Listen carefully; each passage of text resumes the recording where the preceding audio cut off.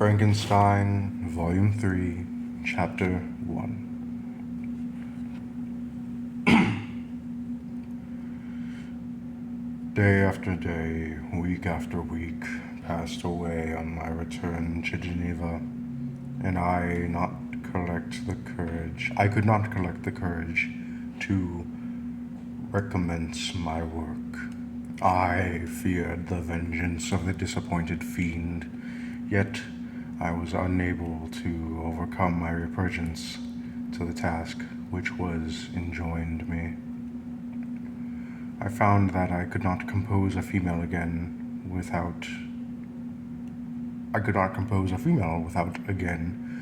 devoting several months to profound study and laborious disquisition. I heard of some discoveries having been made by an English philosopher, the knowledge of which was material to my success, and I sometimes thought of obtaining my father's consent to visit England for this purpose, but I clung to every pretense of delay.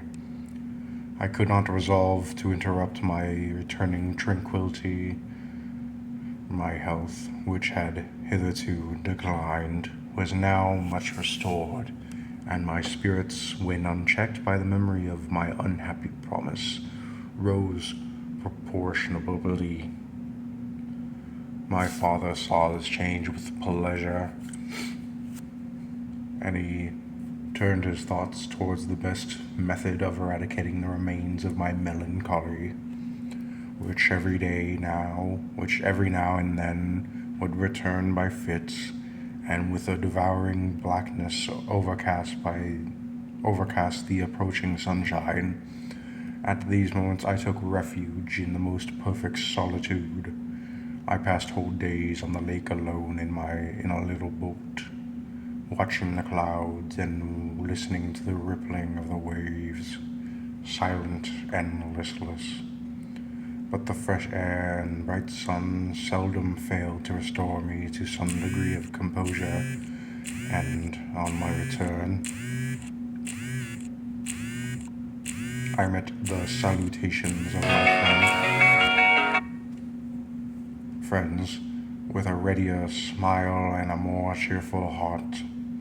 It was after my return from one of these rambles that my father, calling me aside, thus addressed me. "I'm happy to remark, my dear son, that you have resumed your former pleasures, and seem to be returning to yourself. And yet you are still unhappy, and still avoid our society. For some time I have lost in conjecture as to the cause of this, but yesterday an idea struck me, and if it is well founded, I conjure you to avow it. Reserve on such a point would not be only a useless, but draw down treble misery on us all." I trembled violently at this exordium, and my father continued, "I confess, my son, that I have always looked forward to your marriage with your cousin as the tie of our domestic comfort, and the stay of my declining years. You are attached to each other from your earliest infancy. You studied together and appeared, in disposition and tastes, entirely suited to one another, but so blind is the experience of man that what I conceived to be the best assistance to my plan may have entirely destroyed it. You, perhaps, regard her as your sister, without any wish that she might become your wife. Nay, you may have met with another whom you may love, and considering yourself as bound in honor to your cousin, this struggle may occasion the poignant misery which you appear to feel. My dear father, reassure yourself. I love my cousin tenderly and sincerely. I never saw any woman who excited, as Elizabeth does, my warmest admiration and affection. My future hopes and prospects are entirely bound up in the expectation of our union. The expression of your sentiments on this subject, my dear Victor, gives me more pleasure than I have for some time experienced. If you feel thus, we shall assuredly be happy. However, present events may cast a gloom over us, but it is this gloom, which appears to have taken so strong a hold of your mind, that I wish to dissipate. Tell me, therefore, whether you object to an immediate solemnization of the marriage. We have been unfortunate, and recent events have drawn us from that everyday tranquility befitting my years and infirmities. You are younger, yet I do not suppose, possessed as you are of a competent fortune, that an early marriage would at all interfere with your future plans of honor and utility that you may have formed. Do not suppose, however, that I wish to dictate happiness to you, or that a delay on your part would cause me some serious uneasiness. Interpret my words with candor and answer me, I conjure you, with confidence and sincerity. I listened to my father in silence and remained for some time incapable of offering any reply. I resolved rapidly in my mind a multitude of thoughts and endeavored to arrive at some conclusion. Alas, to me, the idea of an immediate union with my cousin was one of horror and dismay. I was bound by a solemn promise which I had not yet fulfilled, and dared not to break it. Or, if I did, what manifold miseries might not impend over me and my devoted family? Could I enter into a festival with this deadly weight yet hanging around my neck and bowing to me to the ground? I must perform my engagement and let the monster depart with his mate before I allowed myself to enjoy the delight of an union from which I expected peace. I remembered also the necessity imposed upon me of either journeying to England or entering a long correspondence with those philosophers of that country, whose knowledge and discoveries were of indispensable use to me in my present undertaking. The latter method of obtaining the desired intelligence was dilatory and unsatisfactory. Besides, any variation was agreeable to me, and I was delighted with the idea of spending a year or two in change of scene and variety of occupation, in absence from my family, during which period some event might happen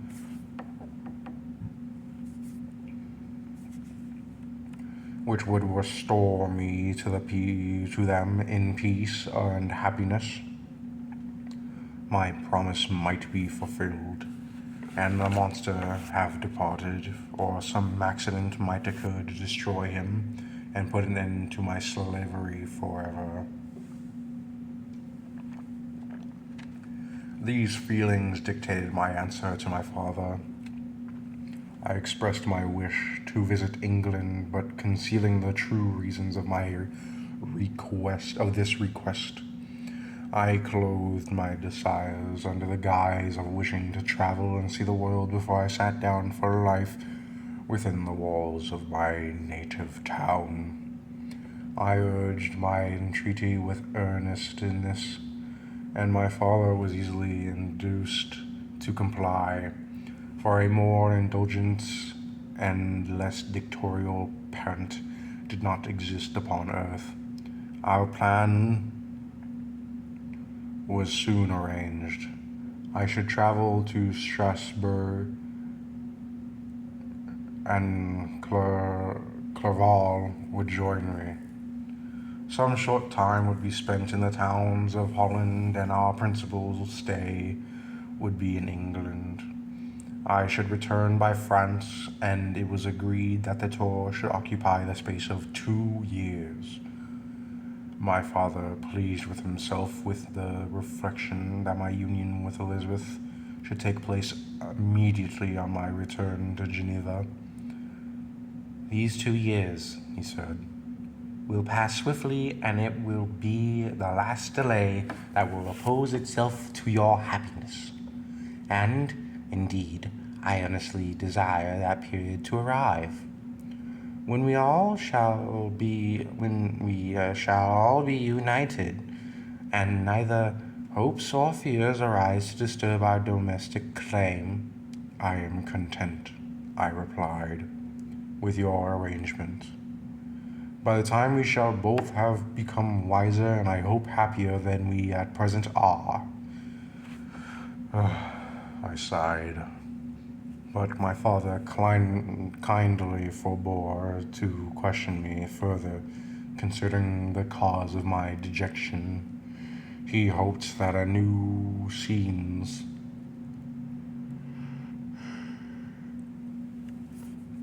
and the amusement of traveling would restore my tranquillity.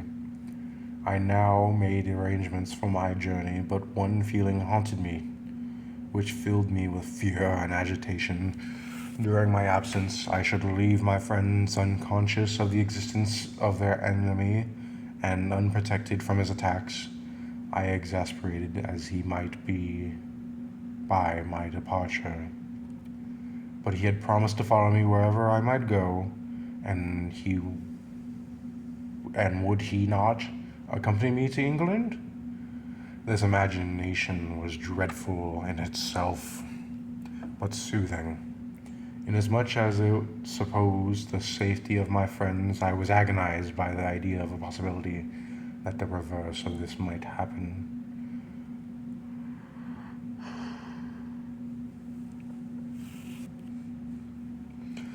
But through the dreadful period,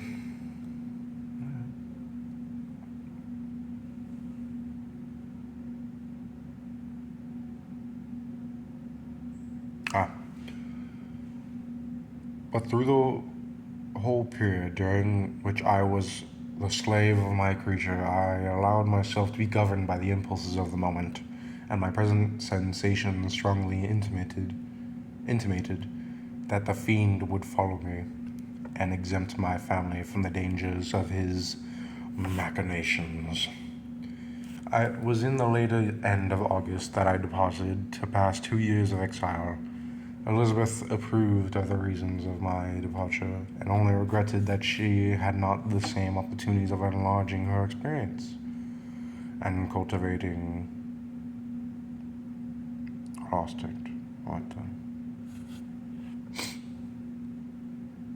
cultivating her understanding. She wept, however, as she bade me farewell, and entreated me to return happy and tranquil. "We all," said she, "depend on you, and if you are miserable, what must be our feelings?" I threw myself into the carriage that was to convey me away, hardly knowing whither I was going, and careless of what was passing around. I remember it only, and it was with a bitter anguish that I reflected on it, to order that my chemical instruments should be packed to go with me, for I resolved to fulfill my purpose, all abroad, and return, if possible, a free man. Filled with dreary imaginations, I passed through my many beautiful and majestic scenes, but my eyes were fixed and unobserving. I could only think of the bourne of my travels, and the work which was to occupy me whilst they endured. After some days spent in listless indolence, during which I traveled many leagues, I arrived in Strasbourg, where I waited 2 days for Clerval. He came, alas, but great was the contrast between us. He was alive to every new scene, joyful when he saw the beauties of the setting sun, and more happy when he beheld it rise and recommence a new day. He pointed out to me the shifting colors of the landscape and appearances of the sky. I do another voice? Come on.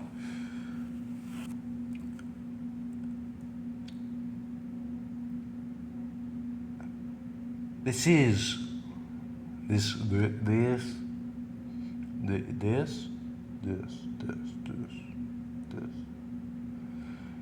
this is what it is to live, he cried. He cried. Now I enjoy existence. But you, my dear Frankenstein, wherefore you are desponding and sorrowful? In truth, I was occupied by glooming thoughts, and neither saw the descent of the evening star nor the golden sunrise reflected in the Rhine. And you, my friend, would be far more amused with the journey of Clerval, who observed the scenery with his eye of feeling and delight, than to listen to my reflections. I, a miserable wretch, haunted by a curse that shut up every avenue of enjoyment. We had agreed to descend the Rhine in a boat of Strasbourg to Rotterdam, whence we might take shipping for London. During this voyage we passed by many willowy islands and saw several beautiful towns. We stayed a day in Mannheim, and on the 5th from our departure from Strasbourg, we arrived in Mayence. Of course, the Rhine below Mayence becomes much more picturesque. The river descends rapidly, the winds between the hills, not high but steep, and of beautiful forms.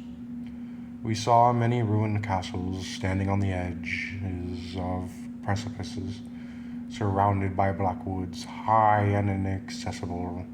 This part of the Rhine, indeed, presents a singularly varied landscape. In one spot you view rugged hills, ruined castles overlooking tremendous precipices, with the dark Rhine rushing behind. And on the sudden turn of promontory, flushing vineyards with green sloping banks and a meandering river and populous towns occupy the scene. We traveled at the time of the vintage and heard the song of the laborers as we glided down the stream. Even I, depressed in mind, and my spirits continually agitated by glooming feelings, even I was pleased. I lay at the bottom of the boat, and as I gazed on the cloudless blue sky, I seemed to drink in a tranquillity to which I had long been a stranger. And if these were my sensations, who can describe those of Henry? He felt as if he had been transported to fairyland, and enjoyed a happiness seldom tasted by man. I have seen, he said, the most beautiful scenes of my own country. I visited the lakes of Lucerne and Uri, where the snowy mountains descend almost perpendicularly to the water, casting black and impenetrable shades, which would cause a gloomy and mournful appearance, were it not for the most verdant islands that relieve the eye by their gay appearance. I have seen this lake agitated by a tempest, when the wind tore up whirlwinds of water and gave you an idea of what the waterspouts might be on the great ocean. And the waves dashed with fury the base of the mountain, where the priest and his mistress were overwhelmed by an avalanche. and where their dying voices are still said to be heard amid the pauses of the nightly wind. I have seen the mountains of La Valais and the Pays de Vaud, but this country, Victor, pleases me more than all those wonders. The mountains of Switzerland are more majestic and strange, but there is a charm in the banks of this divine river that I never before saw equaled. Look at that castle which overhangs yon precipice, and that also on the island, almost concealed amongst the foliage of those lovely trees. And now the group of laborers coming from among their vines, and that village half hid in the restless recess of the mountain. Oh, surely the spirit of that inhabits and guards this place has a soul more in harmony with man than those who pile the glacier or retire to the inaccessible peaks of the mountains of your own country, of our own country. Clerval, beloved friend, even now it delights me to record your words and to dwell on the praise of which you so eminently deserving. He was a being formed by the very poetry of nature. His wild and enthusiastic imagination was chastised by the sensibility of his heart. His soul overflowed with ardent affections, and his friendship was of that devoted and wondrous nature that the worldly mind did teach us to look for only in the imagination. But even human sympathies were not sufficient to satisfy his eager mind. The scenery of external nature, which regard with only admiration, he loved with ardor. The sounding cataract haunted him like a passion. The tall rock, the mountain, and the deep and gloomy wood, their colors and their forms were then to him an appetite, a feeling, and a love that had no need of a remoter charm. By thoughts supplied of any interest unborrowed from the eye. And where does he exist now? And where does he now exist? Is this gentle and lovely being lost forever? As this mind, so replete of his ideas, imaginations fanciful and magnificent, which formed a world whose existence depended on the life of its creator. Has this mind perished? Does it now only exist in my memory? No, it is not thus. Your form, so divinely wrought and beaming with beauty, has decayed, but your spirit still visits and consoles your unhappy friend. Pardon this gush of sorrow. These ineffectual words are but a slight tribute to the example worth of Henry, but they soothe my heart. Overflowing with the anguish which his resemblance creates, I will proceed with my tale. Beyond Cologne, we descended to the plains of Holland, and we resolved to post the remainder of our way. For the wind was contrary, and the stream of the river was too gentle to aid us. Our journey here lost the interest arising from beautiful scenery, but we arrived in a few days at Rotterdam, whence we proceeded by sea to England. It was on a clear morning in the later days of December that I first saw the white cliffs of Britain. The banks of Thames presented us new scene. They were flat but fertile, and almost every town was marked by a resemblance of some story. We saw Tilbury Fort and remembered the Spanish Armada, Gravesend, Woolwich, and Greenwich, places which I had heard of even in my country. At length we saw the numerous steeples of London, St. Paul's towering above us above all, and the tower framed in English history.